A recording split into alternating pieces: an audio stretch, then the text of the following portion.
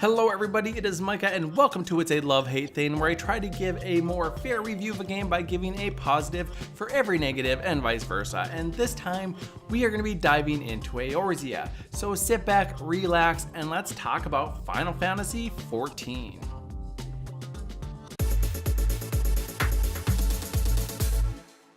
Before we begin, here's the obligatory: be sure to like, subscribe to keep up with all my videos, as I try to release new videos at least once a week on a variety of different subjects. So I've had more of a love-hate relationship with Final Fantasy XIV over the years than any other game. I was there in the very beginning back in 2010. I was there when Bahamut broke free from Delamod. When we brought it close to the Dragonstone War, I helped explore the Crystal Tower, the coils of Bahamut, faced the trials of Alexander Omega, and the occupation of El Amigo. There are so many good things about Final Fantasy XIV, but at the same time, there are so many things that just irritate me about this game and its direction. But every single time I try to walk away, it just sucks me back in. And why is that? Well, let's get started and see. So first things first, let's talk about graphics, especially those of the overworld, because the graphics of this game are absolutely beautiful. There's no denying that. Running through the world is an experience in and of itself. There are so many little details and so many little things to look at and see that you can spend hours wandering around finding new things. Hell, I'm still finding new things on occasion, and I've been here since the beginning. The colors are vibrant. Although they're not photorealistic, they do not go deep into that cartoony territory, which in my opinion is always a wonderful thing. But remember, this is a love it, hate it video, so let's look at the flip side of this. Because the environments are not something you can enjoy for a long time, because the overworld is incredibly underutilized. Once you're done with the main scenario, you are basically done with that map. Sure, you may come back for the occasional hunt or to gather, but there's just no real incentive to come back to an area. As beautiful as these maps are, they're also very lifeless. There's no wildlife outside of the mobs and the very occasional bird flying overhead. Cities are the same. As rich as they are graphically, they feel like ghost towns simply due to the lack of NPCs and the idleness of the ones who are actually there. But let's move on to the story. There may be a few spoilers here if you're brand new to the game, but nothing from the most recent couple patches. So, old story spoiler warning. If there's one thing Square Enix usually gets right in a game, even if they screw up absolutely everything else, it's that story, and Final Fantasy XIV is no exception. Their protagonists are for the most part likable, and the antagonists are, well, they're antagonists, usually overdramatic and one-dimensional, but that's also par for course in a lot of Square Enix's storytelling. There are a few exceptions, of course. Villains I'd hoped to see around for a long time, Yotsuyu in particular, was given much more depth, but then abandoned incredibly quick. If there was one thing I'm glad I did, it was stick around through the entirety of version 1, so I've been able to experience the story of this game as it happened without missing a single piece, especially the stuff that's no longer playable. That being said, the story also has its flaws. The amount of time it takes to really get going in the beginning is a big one, but there are two major things I think they did that are a bane to the story of Final Fantasy XIV.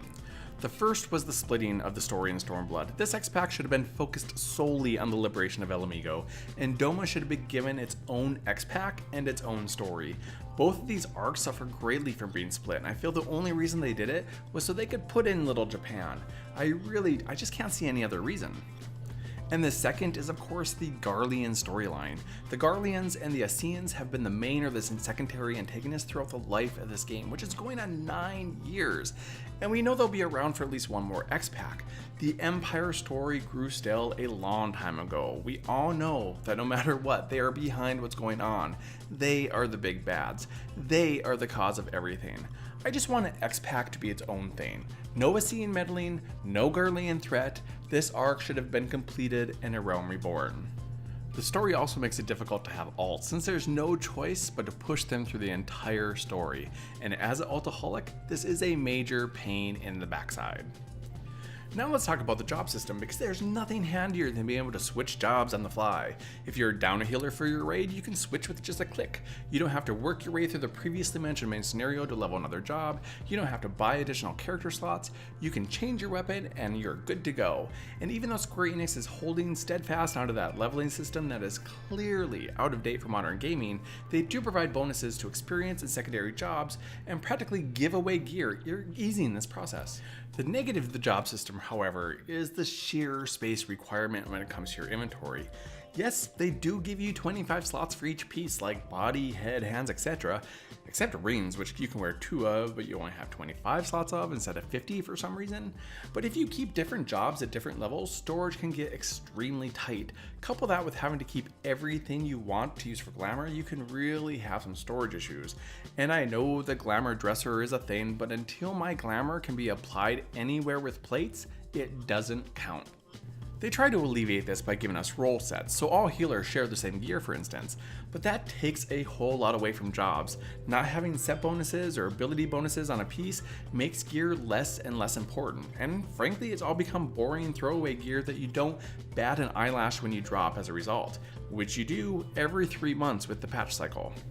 But the patch cycle is also something I can really appreciate. It's far more consistent than any other MMO. You know, every 3 months, like clockwork, there's going to be a new patch installed, and it will bring with it new story quests, new dungeons, new gear, battles, recipes, content, and some fun things I like to do sometimes, like the Adventures of Hildebrandt, the Inspector Extraordinaire. Each patch is usually quite large, even if it's not necessarily large on content, it's large in other areas. The drawback to the patches is that they're entirely too predictable. We know exactly what's going to be in each patch, and there's never any surprise. I would love nothing more than for Square Enix to surprise us with some new overworld zone or some new large concept type of content in the patch notes, or better yet, as a surprise in the actual game. Like, while you're advancing through the story quest, they're like, hey, surprise, here's a new zone. The other drawback to patches is, of course, that we know the content already released previously will become mostly irrelevant. So let's talk about content and battle, because there's a whole lot of good on both ends. I really like, for instance, the fact they try to incorporate a few new mechanics here and there into the bosses. I also really enjoy the fact they're at least trying with new content. I mean, we did get Eureka. I just wish they'd playtest things more outside of God and Dev mode, or maybe have a public test server, so we don't get content, you know, like Eureka.